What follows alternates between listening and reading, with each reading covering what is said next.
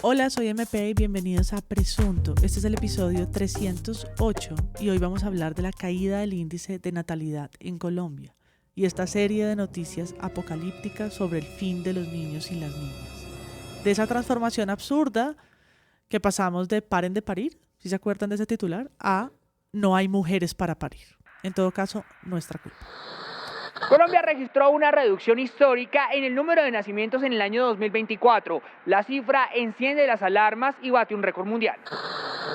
No vamos a tener retoños que se formen para producir, para financiar la mayor carga que implica la vejez de nuestra sociedad. Últimamente en todos lados están diciendo que Colombia se está quedando sin niños, que eso es una bomba de tiempo, que los jóvenes solo quieren perros y gatos y que no va a haber nadie para cuidarnos cuando estemos viejos. Se nos viene un apocalipsis demográfico. De verdad, este es el principio del fin de la raza humana. La tasa de natalidad viene cayendo desde antes de la pandemia, pero se acentuó, se exacerbó durante la época de pandemia y siguió después de la pandemia. Después del COVID-19, en la última década, el número de nacimientos en Colombia ha caído más de 33%, que es una cifra que va a cambiar los mapas demográficos en Colombia. Conmigo, Santiago Rivas. Hola, ¿cómo va todo? Espero que sea un episodio fecundo, si acaso. ¿Tan fecundo como quién? Como... No sé.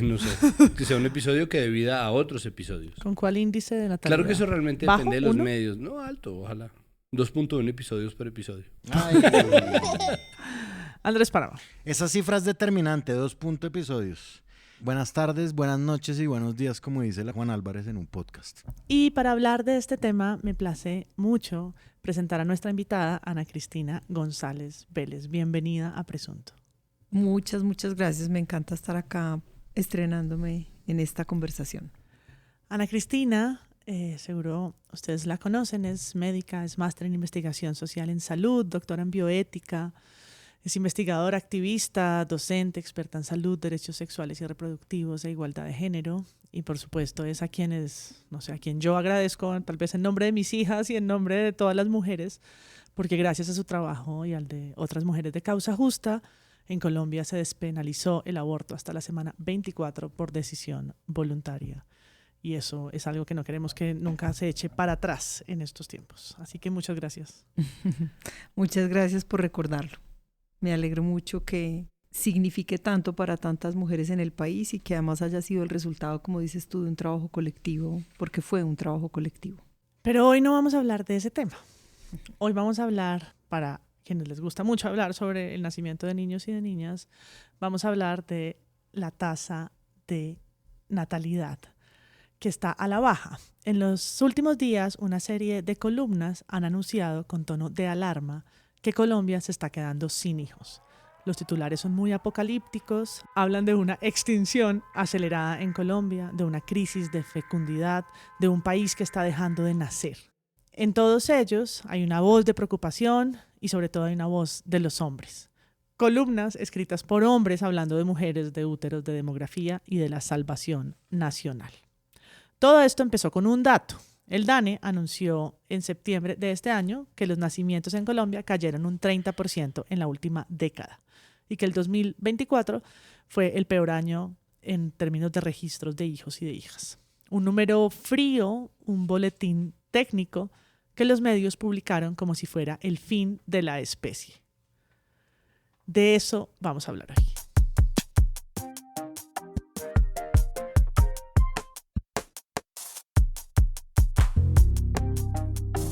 Yo quisiera empezar diciendo que nosotros tuvimos un primer acercamiento a este tema el 28 de septiembre. Es un acercamiento del cual nadie supo, que es básicamente lo mismo que no haberlo hecho, pero que nos sirve este episodio como una excusa para retrotraerlo, porque justo el 28S, que es el Día Internacional de la Lucha por la Despenalización del Aborto en el mundo, medios en Colombia, medios además tenidos por progresistas o liberales, como por ejemplo el diario El Espectador, titularon con la baja en la tasa de natalidad, ¿no? Que esto es algo que definitivamente no parece coincidencia. Yo no creo que sea una conspiración, yo creo que eso está en la mitad. Y para mí lo que está en la mitad de esas dos cosas es un comunicado de prensa. Sí. Es un comunicado de prensa generado por una serie de diseños de campaña de lobby que no están hechos a través de un mecanismo lex luthoriano de maldad global, sino una serie de comunicados de prensa que agarran a periodistas desprevenidos, les venden una crisis terrible y por una serie de sesgos sistémicos de repente se convierte en una super noticia, ¿no? Justo el 28. Nosotros habíamos tenido una conversación sobre esto con las amigas de Volcánicas y esto pues es un tema que no había un poco encontrado la superficie y que ahora sí lo hace. Pero esto lleva ya meses pasando, ¿no? Llevamos ya meses hablando sobre la crisis en la tasa de natalidad, hace ya rato se está hablando de esto. Tenemos además un contexto global para ello, como por ejemplo Elon Musk diciendo que la gente debería tener más hijos, muchos de los cuales él está dispuesto a hacer por el resto del planeta. Muchos economistas están alarmados por lo que se supone que no, o sea, lo que se supone que trae a manera de contracción económica la baja en la tasa de natalidad. Entonces es una discusión que estamos teniendo ya desde hace un rato, contrario a una cosa que antes pasaba, ¿no? Y yo quiero terminar mi contexto yéndome hacia hace 43 años porque no es un tema nuevo hablar sobre la natalidad como una forma de la prosperidad, y mi referente es el discurso de Gabo cuando se gana el Premio Nobel de Literatura, que se llama La soledad de América Latina, y él termina hablando sobre cómo, a pesar de que el mundo dejó sola a América Latina y que esa soledad ha propiciado toda serie de horrores por parte de gobiernos autoritarios, la respuesta es la vida, y lo que él pone como un ejemplo de esa respuesta de la vida es que Latinoamérica tiene una tasa de natalidad mucho más alta que los países, entre comillas, civilizados de la Europa occidental. Obviamente esto es una cosa de hace 43 años, pero me refiero a que el parangón sobre cómo la fertilidad y la fecundidad de un país representa de alguna manera su prosperidad, o cómo la gente sigue eligiendo el amor, para utilizar palabras que ya posteriormente utilizaría nuestro presidente Gustavo Aureliano Petro Urrego, pues tiene que ver directamente con la manera en que nosotros entendemos nuestro papel y cómo, además de los sesgos, por supuesto, machistas, también hay un asunto serio regional, ¿no? De cómo nosotros vemos a Latinoamérica como una cuna de la vida y que eso necesariamente incluye a los seres humanos, y creo que parte de esa desinformación pinta también la crisis que nos están pintando, o al menos así lo entiendo. Cada año hay 74 millones más de nacimientos que de defunciones, una cantidad de vivos nuevos como para aumentar 7 veces cada año la población de Nueva York. La mayoría de ellos nacen en los países con menos recursos, y entre estos, por supuesto, los de América Latina. En cambio, los países más prósperos han logrado acumular suficiente poder de destrucción como para aniquilar 100 veces no solo a todos los seres humanos que han existido hasta hoy, sino a la totalidad de los seres vivos que han pasado por este planeta de infortunios. Ana Cristina, ¿por qué estamos hablando de esto, y también qué te llevó a ti a tener esta reflexión sobre los titulares que encontraste acerca de esta noticia? Pues la verdad es que esta es una discusión, digamos, como decía Santiago, que no es nueva. Por lo menos en América Latina varios países ya venían transitando hacia una reducción de la fecundidad, y de hecho pues Colombia también, porque una de las cosas importantes en esta conversación es entender la perspectiva como histórica. No es que la fecundidad cayó de la noche a la mañana, ¿no?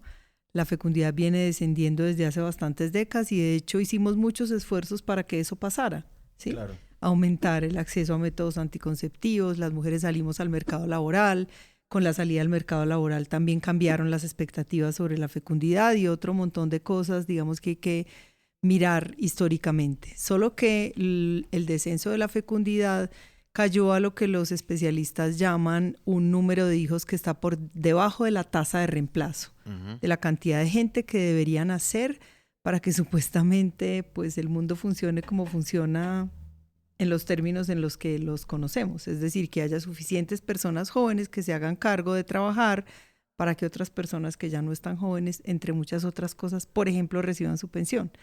Entonces caímos en ese nivel y hay muchas experiencias en el mundo que muestran que esa caída genera algo que los demógrafos llaman la ansiedad demográfica, es decir, el miedo a lo que va a pasar con la población, que es un miedo que se despierta no solo cuando cae la fecundidad, sino también cuando se eleva. Claro. Casi siempre es un problema que las mujeres o tengamos muchos hijos o tengamos muy poquitos, ¿sí? Está siempre, digamos, en cuestión. Entonces, lo que yo empecé a pensar es, se viene esta discusión y no estamos abriendo la conversación en la complejidad que merece. Sale el informe del DANE y empiezo a ver una cantidad de columnas, ya hubo otras antes, como decía Santiago, pero hubo como una andanada, porque tampoco es que nadie se preocupó en seguir profundizando la conversación.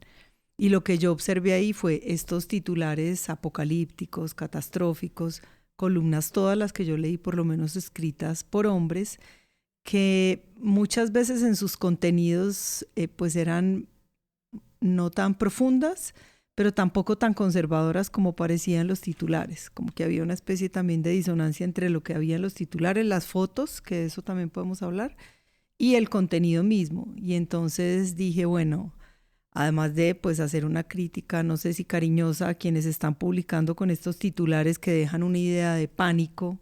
Pues Colombia se está quedando sin bebés. No, y nos vamos a extinguir, vamos hacia el suicidio demográfico. Sí, increíble, ¿no?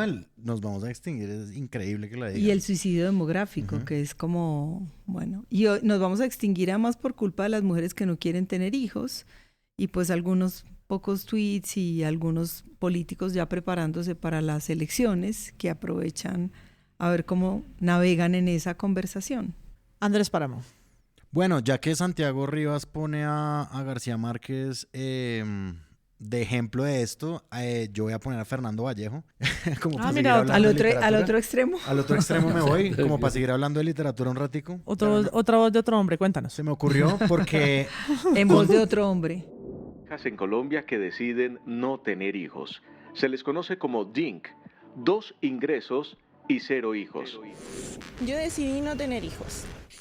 Cambia todo en una sociedad que va a ser cada vez más viejos, la que entra menos gente a la pirámide. Yo tuve 14 tíos abuelos, es decir, 14 tíos abuelos. O sea, su abuela tuvo 14 hermanos. 14 hermanos. Ya no conozco ningún hogar padre hoy que tenga más de, ¿cuánto le digo? ¿2, 3 hijos? He decidido no tener hijos. Yo sí contribuyo al PIB y al sistema pensional, me da pena con usted. Yo también me uno. ¿Cuántos hijos, Paola, cuántos hijos tiene usted? Ya. 4. Bueno, Paola tiene una parejita de gemelos, usted tiene parejita de mellizos. De mellizos, exactamente. Entre ustedes dos se tiran el promedio. Muchas veces Vallejo está en contra de García Márquez en muchas cosas, ¿no? Como que no solamente como en el estilo literario, en el narrador en tercera persona, sino una que me sorprende, que se me acaba pues de alumbrar el bombillo con lo que usted decía de la vida, es que Fernando Vallejo le molesta muchísimo que la gente que las mujeres tengan hijos. Y le molesta además la cantidad de gente que existe en el mundo. O sea, una de las cosas que él más dice es ¿por qué nos tenemos que reproducir tanto? Y ¿por qué no más bien dejamos que la naturaleza esté ahí tranquila y ya no más gente? O sea, esto es como un patrón muy repetido en la literatura de Fernando Vallejo, quien dice además que detesta a las mujeres embarazadas. Es un hombre, el personaje pues narrador de él es muy misógino. Me imagino que el escritor también, pero sobre esos temas no, o sea, lo he visto discurrir demasiado en el modo personaje todo el tiempo, pero me imagino que es un hombre muy misógino. ¿Pero él sale de personaje? No sé si ya se lo consumió todo el personaje a él. El caso es que en los libros él dice muchas veces, no más gente, no tengan más hijos, no más anticonceptivos para todo el mundo y que ya no haya más y así el mundo mejorará. Y entonces yo quiero encadenar eso un poco con lo que tú estabas diciendo ahorita, porque yo veo, por ejemplo, un artículo de Cambio, el artículo de Cambio que se llama Colombia, menor tasa de natalidad en una década, cuáles son los factores e implicaciones, da los datos del informe del DANE y consulta a unos expertos para saber cuáles son las implicaciones. Uno de ellos es Carl Steven Machuca. El otro es Andrés Salazar y el otro es Alejandro Barrera y el otro es Andrés Velasco de Azofondos. Es impresionante, ¿verdad? que no haya una sola mujer dentro de los expertos. Y lo otro que yo estoy viendo también como que me parece, eso sí alarmante, es que todos están hablando de estos factores, ¿no? Como tratan de explicar un poco como hay múltiples factores, los jóvenes han cambiado de prioridades, o un hijo cuesta 2.500 salarios mínimos hasta que sea independiente. Yo no sé los padres de esta mesa qué piensan de esa cifra, pero eso dice el experto. 2.500 salarios mínimos hasta que sea independiente.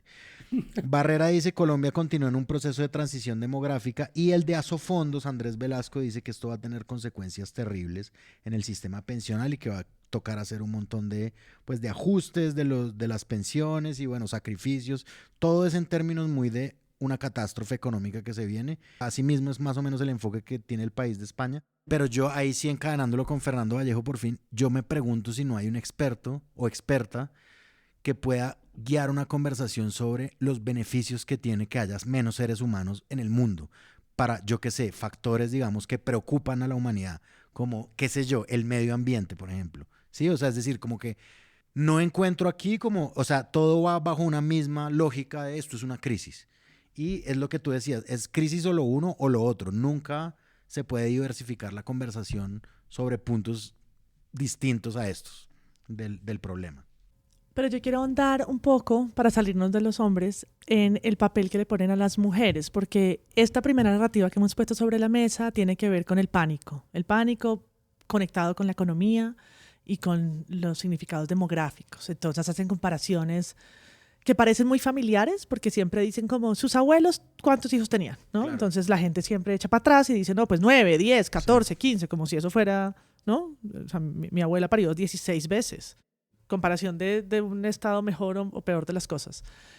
Pero creo que detrás de esa capa del pánico y de esta suerte de ansiedad que preocupa a quién va a pagar nuestras pensiones al final, está la otra que no tiene tanta voz de hombres o protagonismo, o sí, pero en donde las mujeres somos culpables de eso, ¿no? Las mujeres que deciden no tener hijos, las mujeres que por una u otra razón entonces tienen la culpa, pues la culpa que hemos cargado, qué sé yo, desde Eva, claro, de estos procesos. Y como en los medios no hay tampoco una mirada distinta que ubique a las mujeres en otro lugar de la conversación, como voces, como sujetos o pues como lectura misma. ¿Qué está pasando con las diversas mujeres? Además, ¿qué está pasando con la natalidad, no sé, en poblaciones indígenas? ¿Qué está pasando con la natalidad en poblaciones más jóvenes, en mujeres mayores de 40, en qué sé yo, ¿no? Como aplanan, siento yo, a las mujeres en una sola bolsa de culpables,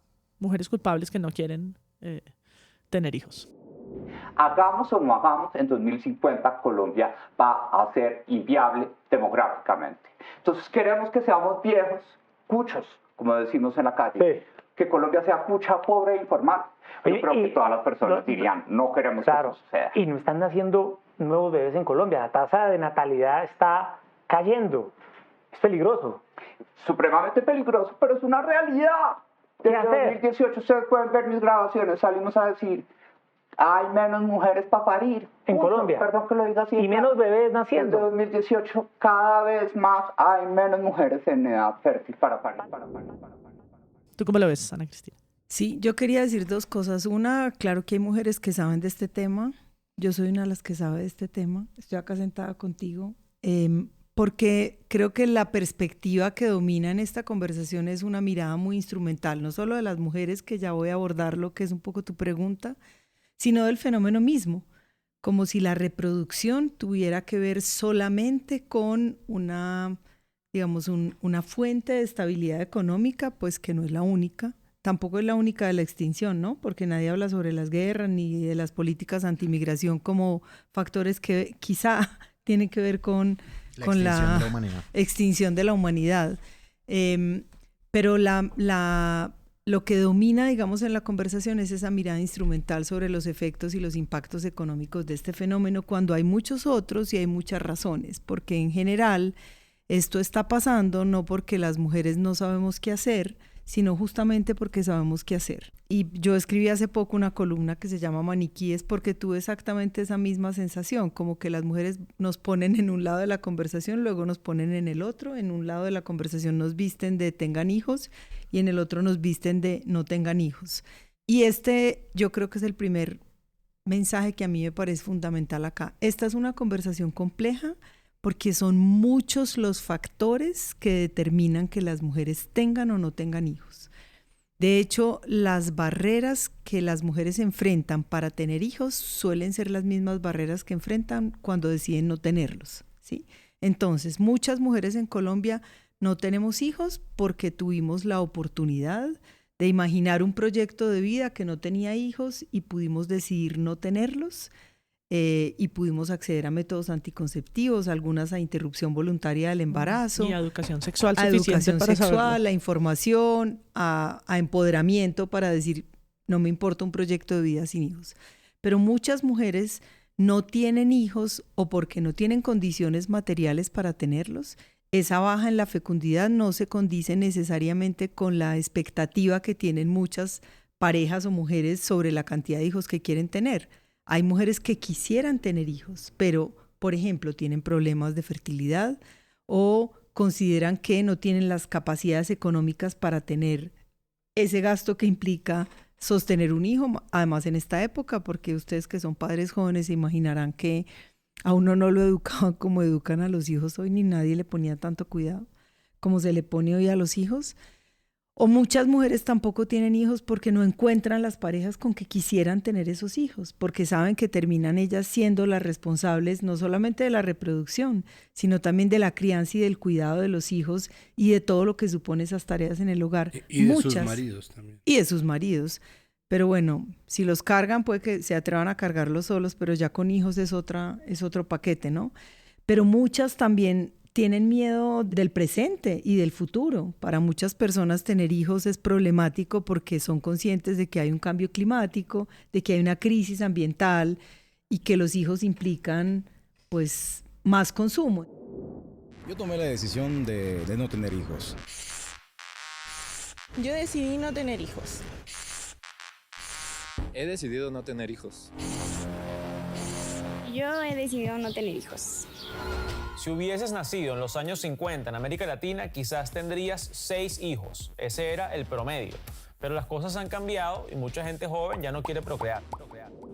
Yo creo que una de las cosas que nos pasa y la razón por la que yo siento que a las mujeres nos mueven de un lado para el otro es porque alguien viene con un relato del cual se deriva que lo único que importa en este descenso de la fecundidad son las consecuencias económicas de ese problema, cuando ni las decisiones son tan sencillas ni el problema es tan sencillo. Entonces, de lo que habría que hablar es de todo lo que hay que hacer para preservar lo que los expertos ponen en el centro de la conversación hoy en día, que es la autonomía reproductiva de las mujeres y de las parejas, para que en ambos escenarios sea viable, porque hay muchas mujeres que sí quieren tener hijos y hay muchas parejas que sí quieren tener hijos y otras pues que no tienen cómo hacerlo.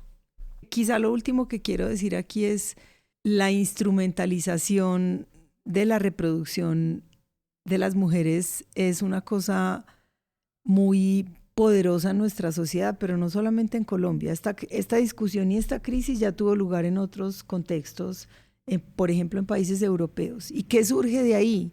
Nacionalismos y políticas pronatalistas donde se busca darle a las mujeres, por ejemplo, incentivos económicos o morales o sociales para que tengan hijos. ¿Y en quiénes recaen esos incentivos? En las mujeres más vulnerables y más pobres.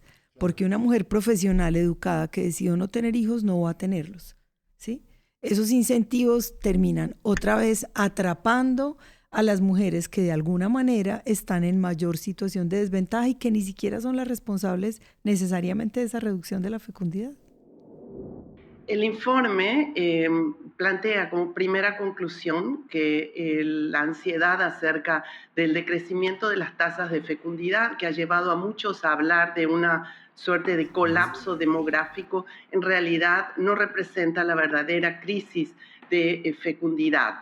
La crisis real de fecundidad reside en la falta de libertad reproductiva de las personas. Es decir, hay una brecha entre el deseo de las personas de tener una familia y las condiciones que hacen realidad este deseo condiciones que tienen que ver con impedir decisiones libres, informadas acerca de cuándo tener hijos, si tener hijos, cuántos hijos y en qué condiciones. Pues existe claramente una desinformación, pero también hay un lobby, ¿no? Yo decía que yo no creía en conspiraciones, pero al mismo tiempo sí existe una serie de tropos que marcan una agenda, y es una agenda claramente antiderechos.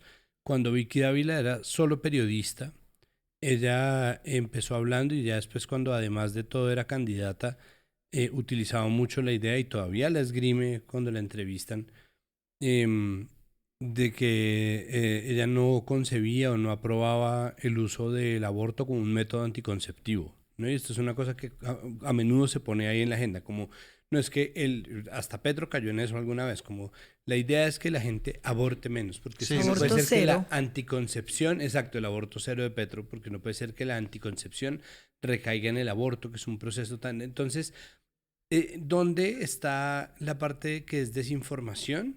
En donde la gente simplemente está ansiosa, ¿dónde entra la agenda antiderechos ahí? No tengo absolutamente ninguna duda, y creo que todas aquí sabemos, y quizá mucha parte de la audiencia, en que estamos en un momento de exacerbación de la agenda antiderechos, una agenda que además expresamente y por primera vez, yo creo, en la historia, por lo menos que a mí me ha tocado, y yo llevo más de 3 décadas luchando por los derechos de las mujeres, donde expresamente el centro del ataque de esa agenda es el feminismo, es la igualdad de género, son las feministas, son las defensoras de derechos humanos, la salud reproductiva, el aborto. Entonces, por supuesto que hay un lobby, y hay pues un uso de ese miedo y de esa ansiedad demográfica para aprovechar y pasar cuñas como la del aborto. Pero miren esto tan interesante. Hay un informe que recientemente publicó el Fondo de Población de las Naciones Unidas, que por primera vez aborda el tema de la reducción de la fecundidad. Susana, llama la atención el título de la nota de prensa con la que se presenta este informe. ¿Por qué se habla de una falacia de la fecundidad? Efectivamente, porque los países en muchos casos abordan el tema demográfico de la fecundidad a través de las tasas, un número, un ideal demográfico que a veces no coincide con los deseos de las personas. Entonces, esta es una falacia. La pregunta, ¿somos muchos? ¿Somos pocos? ¿Vamos a desaparecer? No es el enfoque que nosotros proponemos. Y en base al resultado de esta encuesta, llevada a cabo en 14 países del mundo que representan 1/3 de la población mundial, sabemos que las personas en realidad quisieran tener una familia, pero existe una maraña, por así decirlo, de condiciones que impiden, barreras que impiden hacer realidad este deseo. Y entre estas barreras, la principal mencionada es la barrera económica. Y hay varios estudios que demuestran que las prohibiciones del aborto pueden llevar a reducciones en la tasa de fecundidad. Y ustedes me dirán, Ana, perdón, creo que te equivocaste. Era al revés. No me equivoqué. Es exactamente así.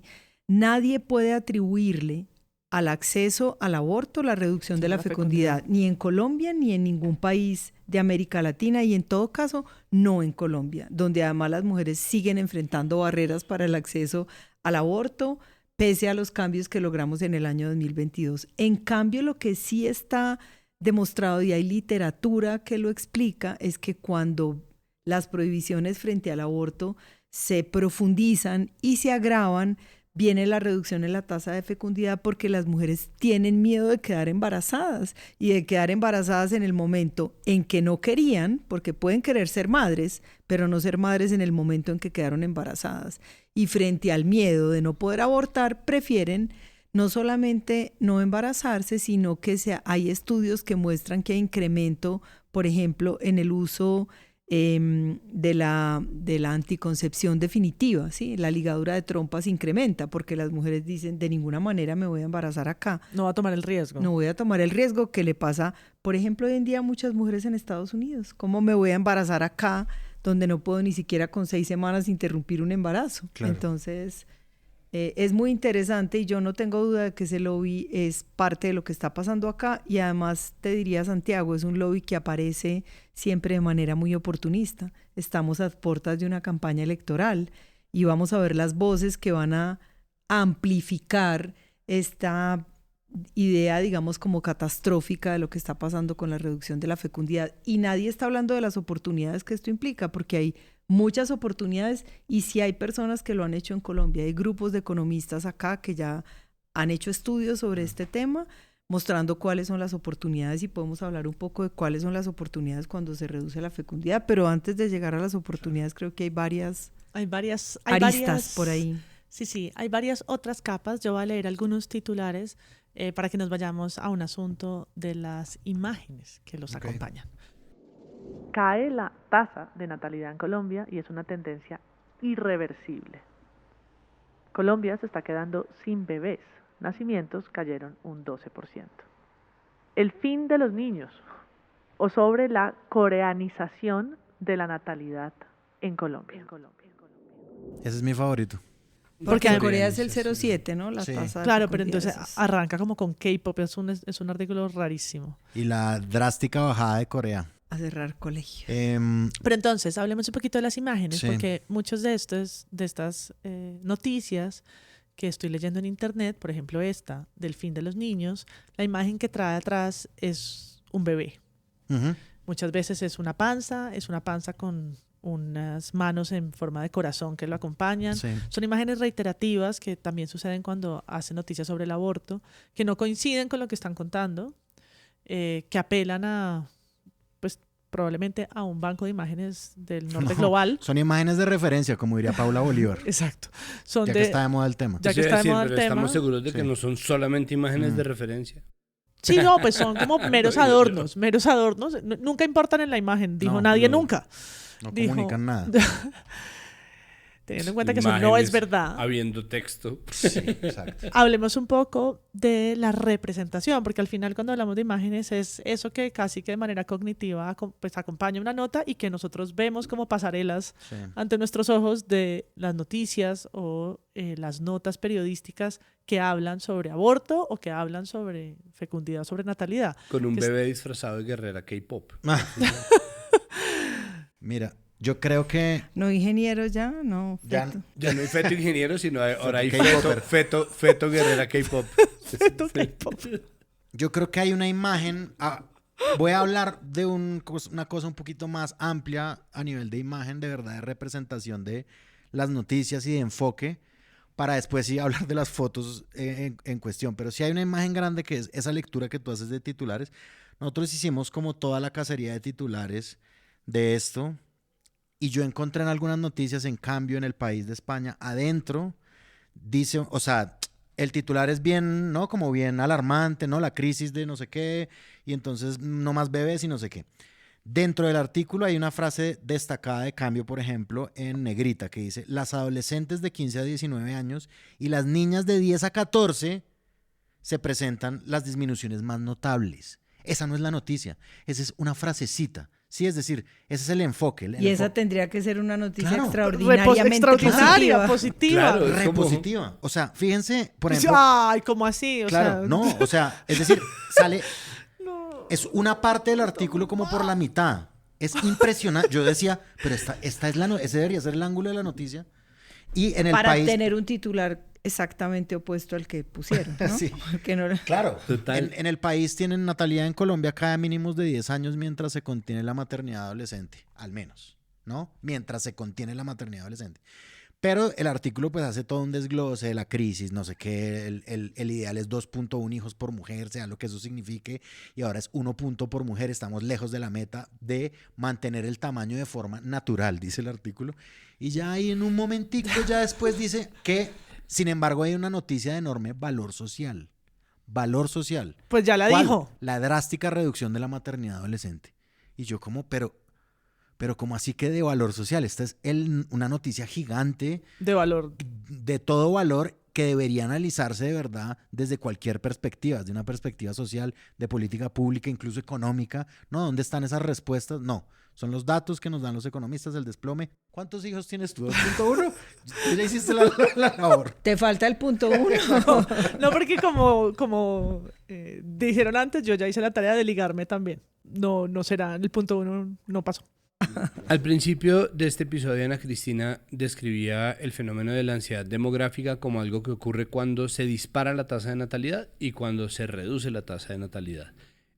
Nosotros tenemos un ejemplo previo del cual ya tuvimos la oportunidad de hablar hace 6 años, que fue el artículo de Claudia Palacio de Paren de Parir, que era un artículo destinado o dirigido a las mujeres venezolanas, a las mujeres migrantes venezolanas, que en palabras de Claudia Palacio están teniendo demasiados hijos, que era como que siempre había gente migrante pobre embarazada y que eso solamente iba a generar un impacto económico, ¿no? Ahí creo que finalmente se prueba, y traigo a colación el artículo porque eso prueba como, primero, es una forma de ansiedad, es decir, no está tenido ningún tipo de situación concreta, sino a una afectación económica. Y yo quisiera entonces hablar de eso, Ana Cristina, y es porque existe ahí una herida de clase, existe una herida nacional, existe un montón de cosas que se están tramitando dentro de ese pánico, que no siempre van a ser por las bajas en la natalidad, sino muchas veces por el exceso de gente a la cual mantener, entre comillas. Totalmente. De hecho, cuando estabas acá contando las frases, a mí también me impresionó mucho que en el medio del artículo apareciera, primero porque ponía como en un lugar insignificante la noticia de la reducción del embarazo adolescente, pero segundo porque es totalmente contradictorio con los titulares y con la preocupación. Ese es un motivo de alegría, digamos, la reducción de la tasa de fecundidad en las niñas y adolescentes. Es más, ninguna niña debería estar embarazada, ¿no? Ya sabemos que las niñas son niñas, no madres.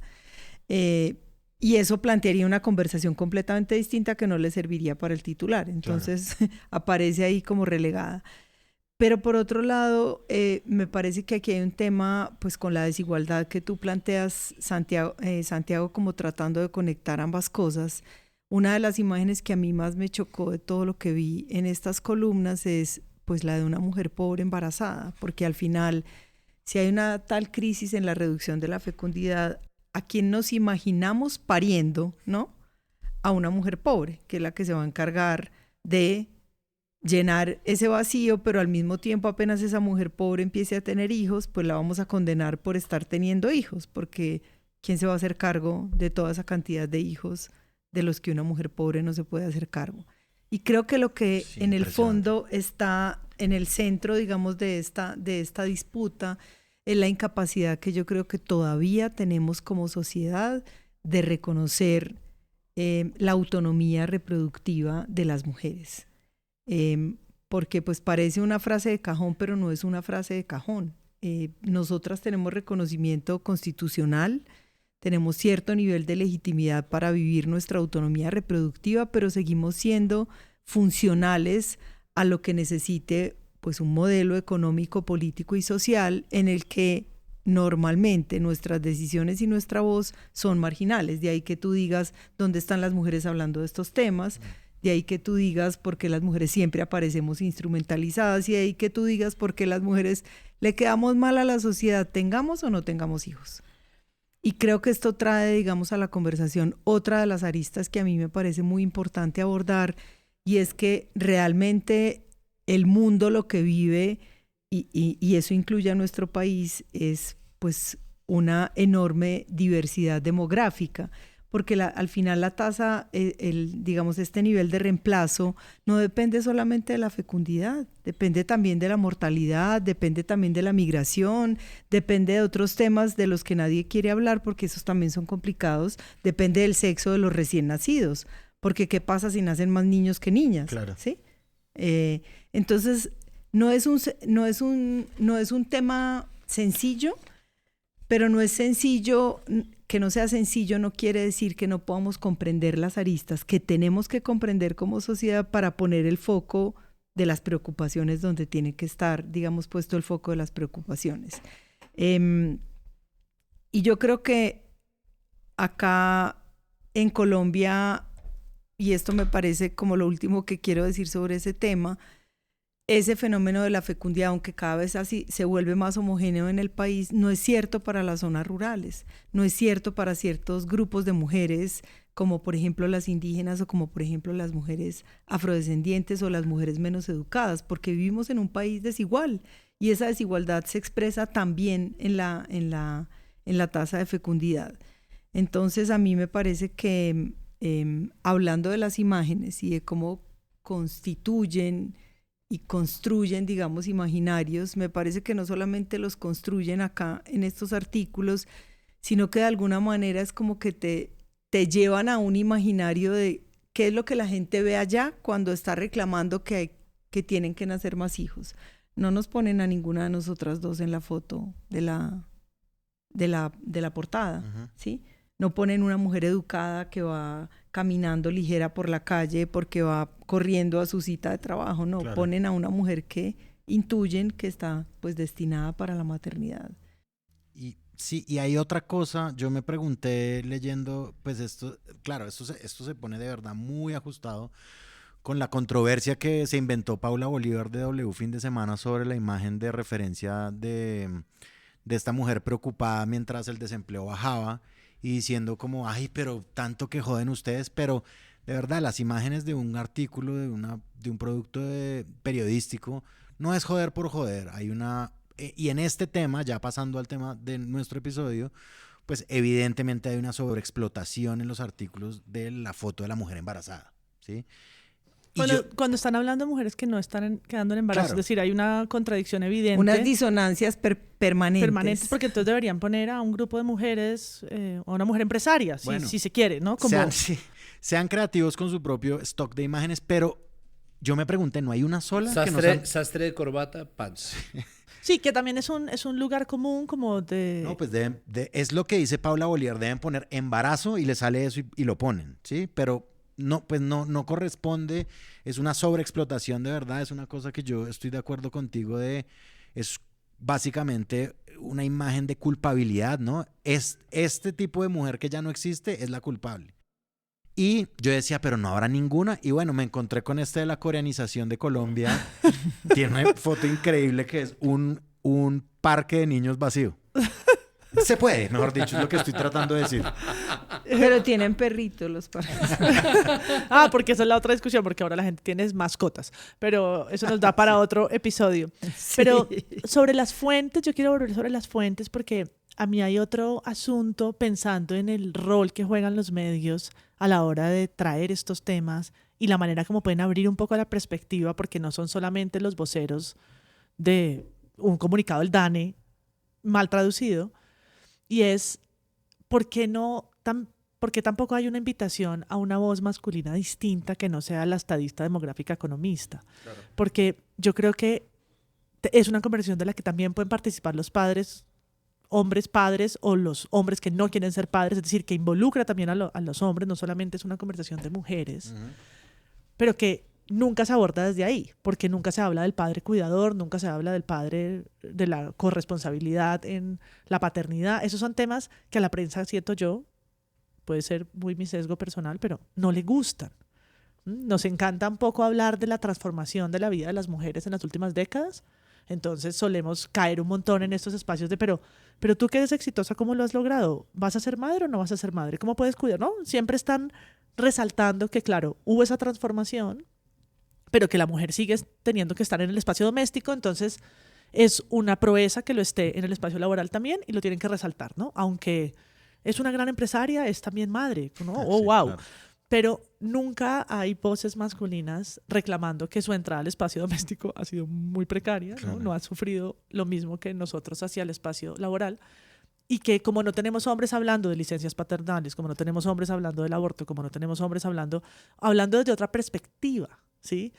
No como hombres gestantes que no lo son, pero como población masculina que puede tener una mirada distinta a solo la estadística, de la pensión o de la economía.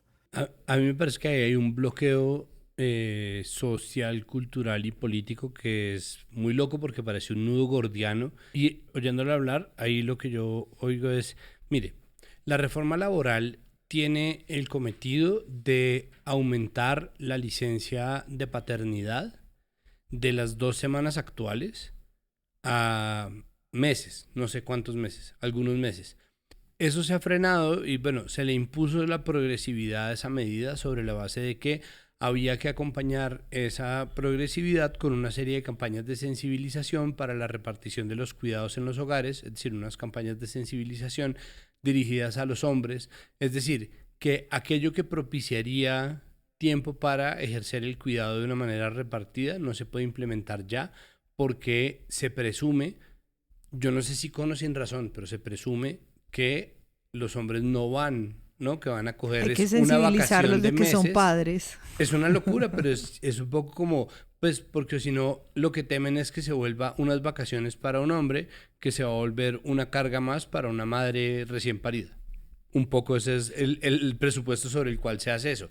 Entonces, como yo lo siento, es un nudo gordiano porque, claro, no tienen pruebas de que eso vaya a pasar, pero tienen pruebas de que los cuidados no están repartidos. Y como no están repartidos, entonces detienen el avance o ralentizan el avance de esta medida que podría acelerar la repartición de los cuidados porque los cuidados no están repartidos. No, es como un círculo vicioso, es muy difícil, es galerías, centro comercial, es muy difícil salir de ahí.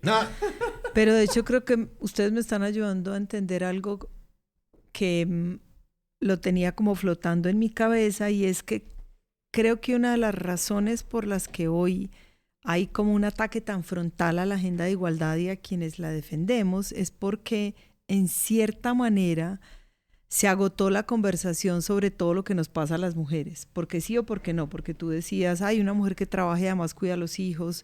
Hay una parte de la conversación que tiene que ver con los hombres. ¿Qué pasa con los hombres y con la sociedad en su conjunto a raíz de las transformaciones y de los cambios que hemos generado las mujeres, alcanzando derechos, alcanzando igualdad que no hemos alcanzado porque ese es un espejismo?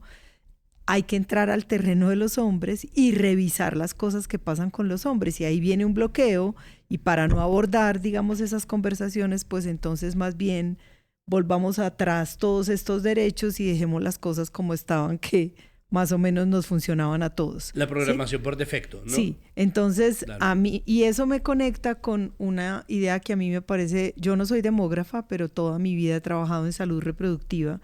De hecho, hoy la conversación, hoy está teniendo lugar en Colombia la Conferencia Internacional sobre Planificación Familiar, donde hay personas expertas del mundo entero discutiendo estos temas.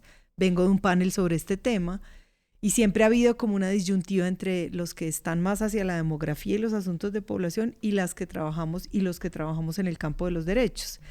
Claro. Y que para mí es una disyuntiva falsa, porque al fin y al cabo quienes trabajamos en los derechos de las poblaciones, y son esas poblaciones las que viven, las que se reproducen, las que mueren, las que migran y las que toman todas estas decisiones que hay que entender. Pero quizá, dije que no era demógrafa para explicar eso, pero siempre he trabajado en este campo. Este es mi campo de trabajo. Uno de los conceptos que me parecen más interesantes es el de lo que los demógrafos llaman la resiliencia demográfica. Hay una investigadora de apellido Armitage que estudió el mismo fenómeno que estamos viendo acá en Europa del Este, y ella decía que la imaginación y la ideología, las dos cosas de las que estamos hablando acá, el lobby de Santiago y las imágenes de las que estamos hablando acá, más que todas las consideraciones técnicas sobre los datos demográficos, son los que han servido para construir esta idea de la crisis de la fecundidad. ¿Sí? Okay. Porque cuando tú vas a la realidad y a los datos y entiendes el fenómeno de que hay diversidad demográfica, de que hay algo que genera ansiedad, de que hay que entender y aprender a vivir con eso, digamos, con esta circunstancia en la que por muchas razones hoy en día las mujeres están teniendo menos hijos, y algunas de esas razones son abordables desde la política. ¿Qué hacemos con la pobreza? ¿Qué hacemos con la desigualdad? ¿Qué hacemos con el empleo? ¿Con la seguridad? ¿Qué hacemos con el cambio climático? Porque hay mujeres jóvenes que no quieren tener hijos por el tema del cambio climático, y muchas que no quieren tener hijos porque no se quieren casar con esos señores que hay que sensibilizar para que puedan tomar la licencia de paternidad. No quiero un señor así, no voy a esperar la sensibilización de nadie. Pues ponen una moratoria para que el Estado pueda llevar a cabo sus campañas de sensibilización y no tener que llevarlas ellas. Exactamente. Y tampoco quieren abordar, y aquí hay algunos trabajos, alguno muy reciente que recuerdo de la Universidad de los Andes, que hablan de la oportunidad. Hay también una oportunidad. ¿Qué pasa con la calidad de la educación en Colombia, por ejemplo? No cerremos algunos colegios, pero no bajemos el presupuesto de educación. Miremos cómo invertimos ese presupuesto para que la calidad sea mejor, o cómo mejoramos los empleos de las personas que ya estamos acá. Claro. O sea, hay muchas perspectivas, digamos, también frente a esto que se empeñan en llamar una crisis de fecundidad. Para cerrar con una pregunta sobre los periodismos posibles sobre este tema, los otros, los temas pendientes, las investigaciones que cuenten cómo es que el embarazo adolescente se ha reducido y cómo esas experiencias se pueden replicar en algunas poblaciones donde seguramente ha bajado menos y otras en las que más, en fin. ¿Qué hacemos para abordar esto distinto? Santiago Rivas. Pues yo, antes de darle la palabra a Ana Cristina, que es realmente quien sabe de este tema, yo creo que hay que volver sobre el abstracto, o al menos yo me siento impulsado a volver sobre el tema sobre el que siempre vuelvo, y es que el deber de un periodista y la herramienta principal de un periodista es hacer preguntas, hacerse preguntas. Si nosotros estamos frente a algo que se supone que es una crisis, no un comunicado de prensa, no una agenda, no un lobby, no una ideología, no una imaginación, sino lo que se supone que es una crisis, lo primero que uno debería hacer es responder a esa crisis haciendo preguntas, porque eso es lo que uno tiene, ¿no? Eso es lo que uno tiene. Así como los políticos hacen políticas, ¿no? Así como los economistas diseñan modelos de proyección económica, lo que hace un periodista es diseñar modelos de preguntas que le permitan acceder a la mayor cantidad de información posible que sea provechosa, porque si uno va a hacer finalmente periodismo de servicio, Ana Cristina, si uno quiere entregarle a la gente como, bueno, no, esto es un dossier de las cosas que pueden pasar con esta supuesta crisis, pues hay que empezar a poner en duda todo. ¿Es una crisis? ¿Por qué es una crisis? ¿Qué viene en medio de esto? ¿Quién nos está mandando este comunicado de prensa? Entonces creo que es volver a las bases, hacerse preguntas y hacer preguntas, y hacerle a la crisis también preguntas para tratar de desentrañar lo que viene ahí, que de nuevo es lo más básico, porque creo que es el único ejercicio provechoso, en vez de tratar de inventarse soluciones o tratar de adoptar ideologías contrarias a los sesgos que ya existen.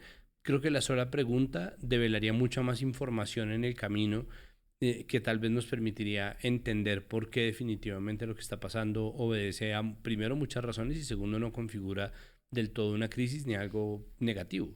Pero yo me pregunto si fue el DANE el que habló de crisis, o el DANE publica un dato que los medios traducen en una crisis. Pues yo tengo como la lectura en el segundo escenario, más de que hay una lectura a partir de unos datos y que la conclusión es que hay una crisis.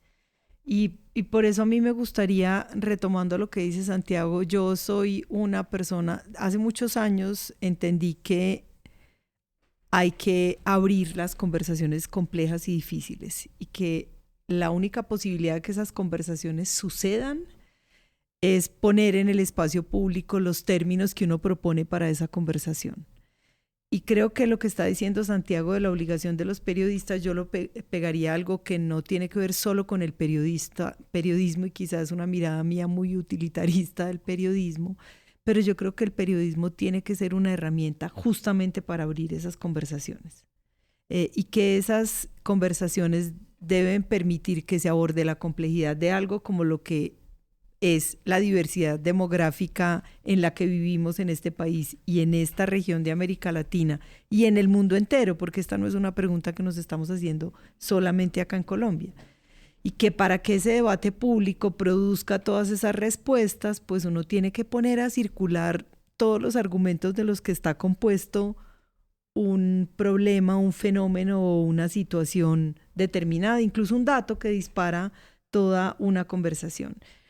Y ahí yo creo que lo segundo que se puede hacer es darle espacio pues a una diversidad de mensajes que es la que se merece una conversación como esta. Yo hice el ejercicio que terminé hace como 2 semanas de reunir argumentos para esta conversación y logré juntar argumentos en torno a 23 dimensiones analíticas. Es decir, no estamos hablando de un problema por el que uno puede pasar por encima porque hay mucha tela que cortar, y muchas de las noticias que nos trae la reducción de la fecundidad son buenas. Las que no son buenas no se nombran, porque ¿qué estamos haciendo con las personas y parejas que sí quieren tener hijos?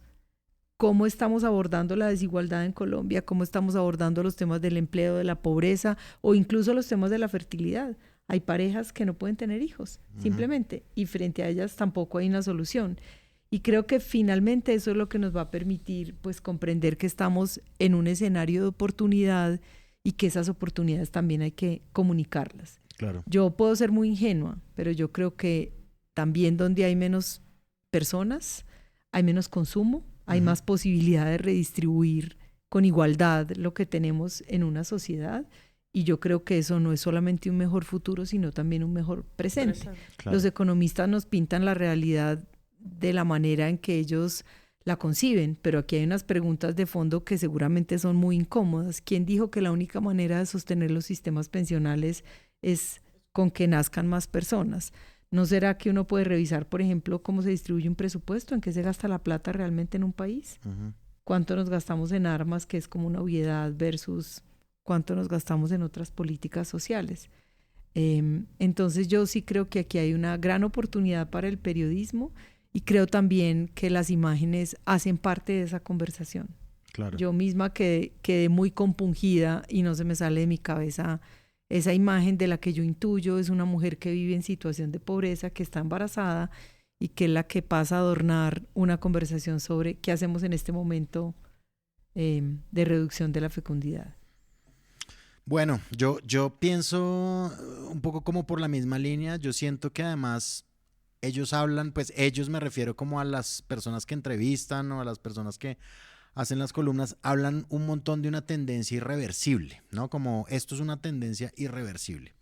Y entonces a mí me preocupa un poco, la verdad, que el enfoque de la tendencia irreversible sea volver sobre la cifra del promedio esperable de los hijos que debe tener una mujer en el promedio global, que es lo de 2.1, ¿no? Como no hay imaginación, no es una cosa que Juan Álvarez ha dicho un par de veces en este podcast, no hay imaginación posible, es decir, este es el mundo que nos dieron, el mundo de datos que nos dieron y de ahí no podemos salirnos para proponer un enfoque distinto.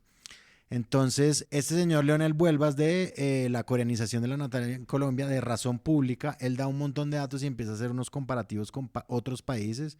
Japón, por ejemplo, o sea, es decir, nosotros, Colombia y Japón llegaron al 1.2 de promedio de hijos por mujer en 2023.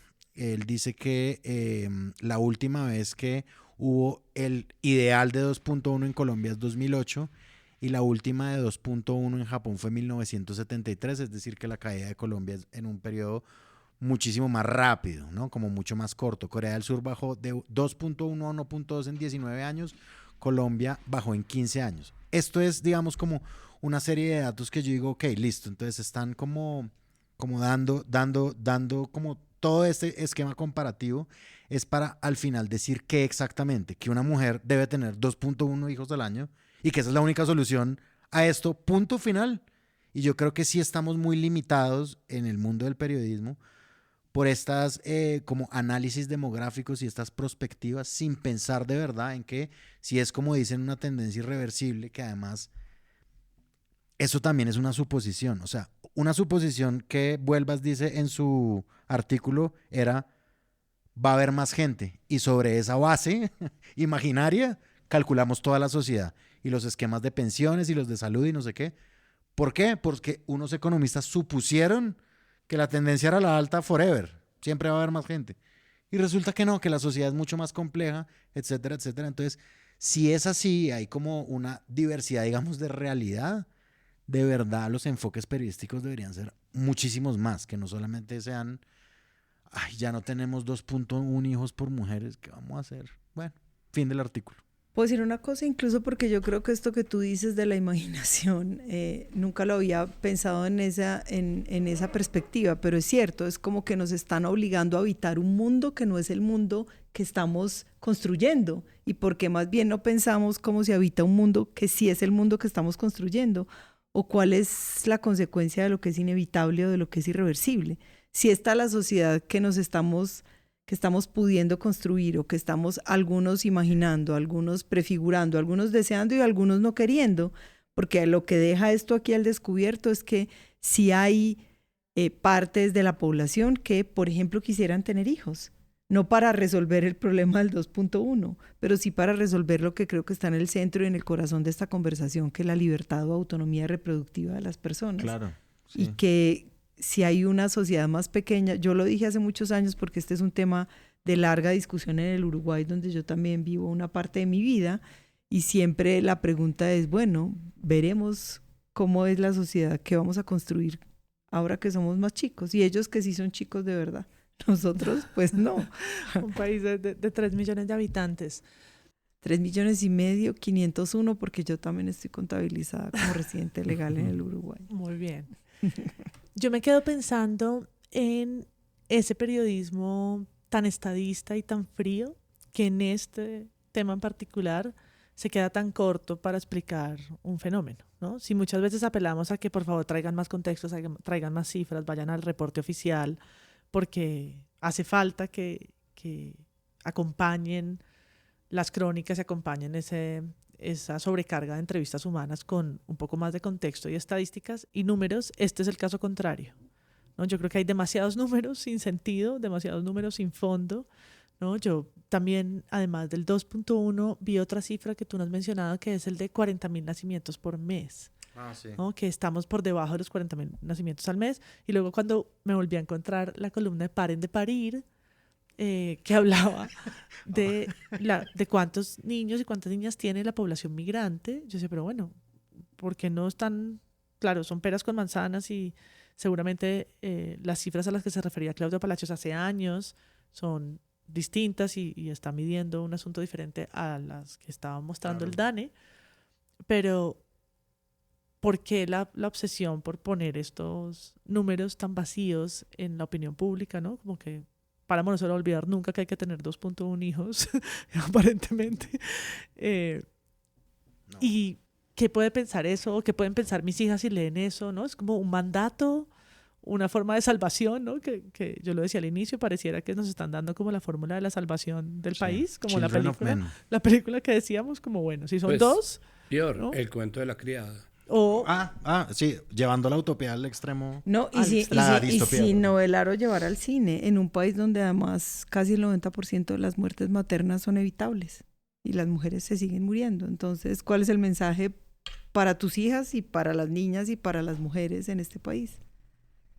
Y me gustaría quedarme con el mejor número que creo que es el que daban a Cristina, y es más de 20 otras aristas informativas posibles de este tema, ¿no? Que son las posibilidades, esas y seguramente más, el cruce de esas con otras que tienen que ver con, no sé, la intersección con clase, con población, con el territorio, ¿no? Mujeres en la ruralidad, en la diversidad de cuerpos gestantes también, en fin, que creo yo que son la gran ausencia de esta agenda periodística, ¿no? Otras mujeres hablando de otras maternidades y no solo, no sé, la foto familiar como, ¿no?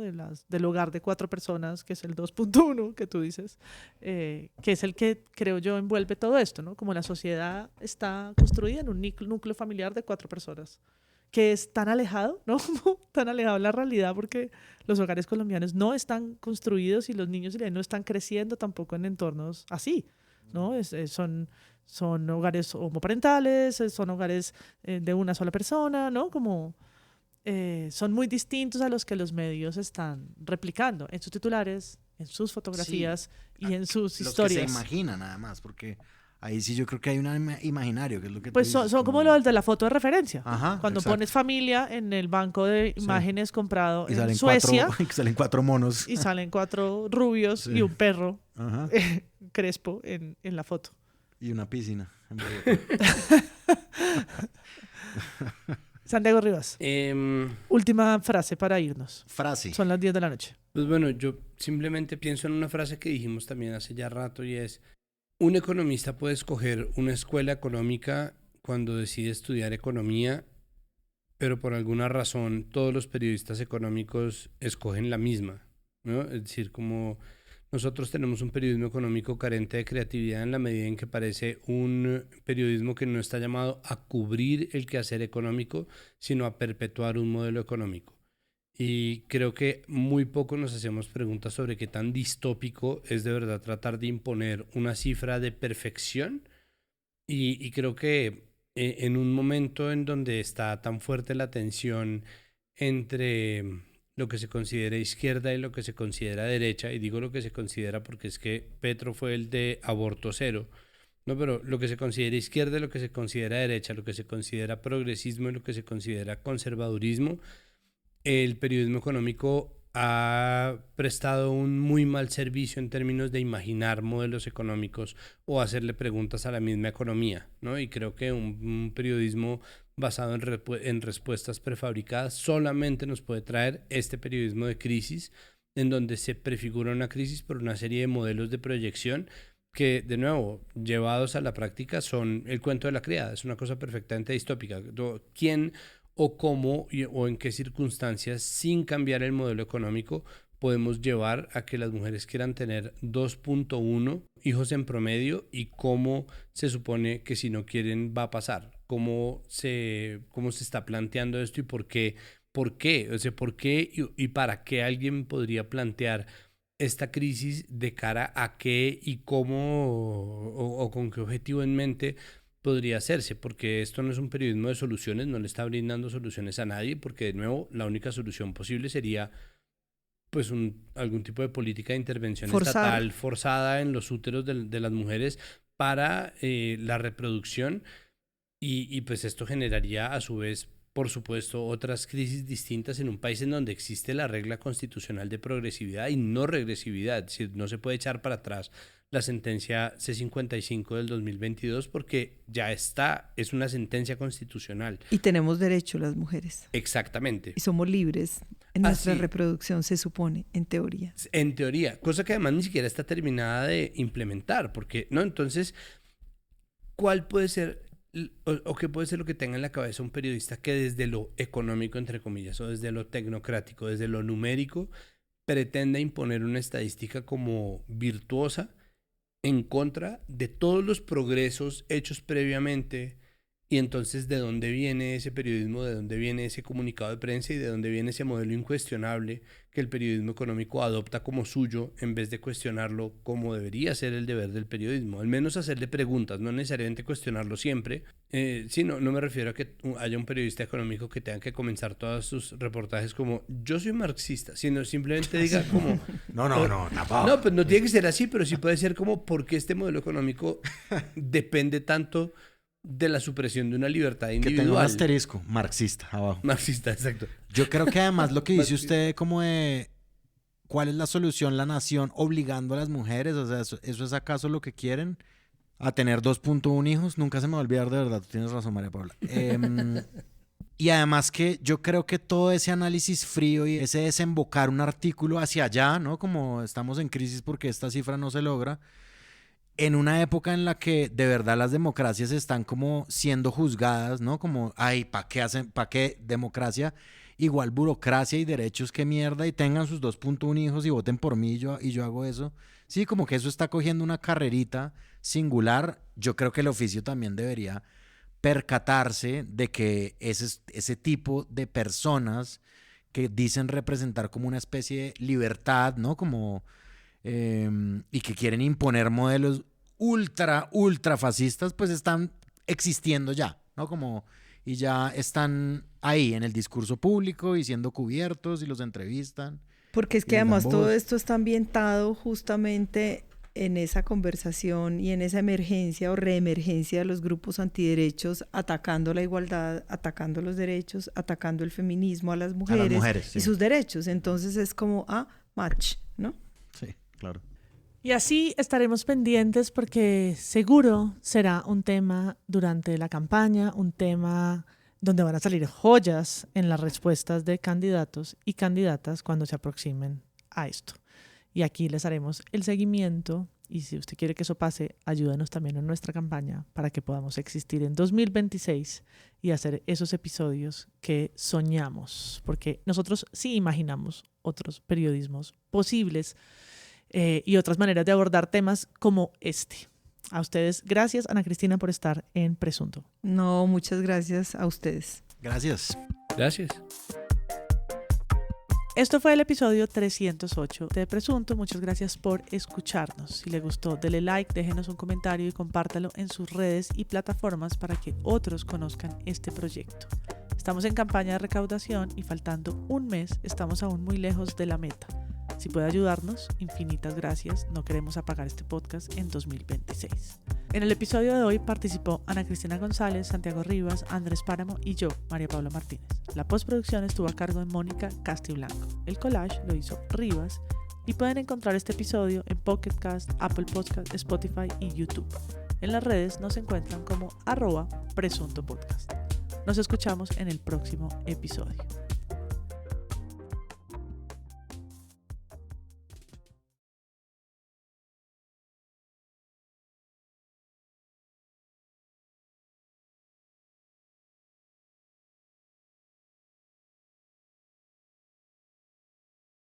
Segunda vuelta electoral inmediata.